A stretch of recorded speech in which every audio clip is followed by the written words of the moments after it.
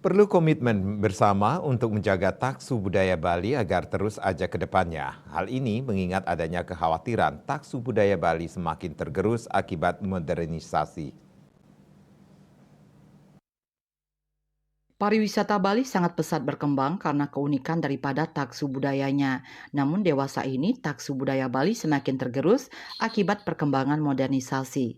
Anggota DPRD Gianyar Imade Togok menyatakan peran dari tingkat Banjar hingga campur tangan pemerintah harus ditingkatkan untuk menjaga taksu budaya Bali. Selain itu, anak usia dini mulai dari PAUD sampai perguruan tinggi harus diperkenalkan seni-seni tradisional Bali. Di sisi lain, pemerintah juga harus memberikan ruang yang cukup untuk pementasan budaya di setiap daerah. Nah, kalau kita perhatikan dengan kondisi seperti sekarang ini, ada beberapa pemerintah kan mulai kendor ya, memberikan ruang terhadap pawai budaya seperti yang terjadi pada HUT Kota Gianyar. Sekarang kan minim sekali dengan pawai budayanya tidak ada, udah itu pentasan-pentasan seni juga tidak ada, justru yang menonjol nanti kembang api dan lain sebagainya ya. Berarti ini ada kekurangan, peran pemerintah tidak ada kesadaran untuk membantu melestarikan seni dan budaya tradisional Bali ya.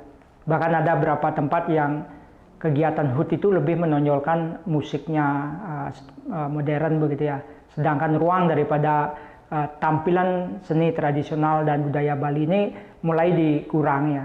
Ini tidak boleh terjadi di Bali, karena bagaimanapun kita bangga bahwa taksu Bali ini kan sangat dibangkitkan oleh tari tradisional dan budaya Bali ini ya.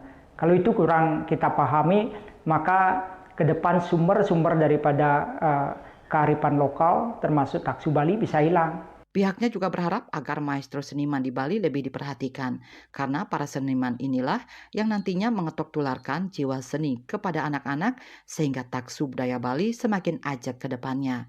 Andika, Bali TV.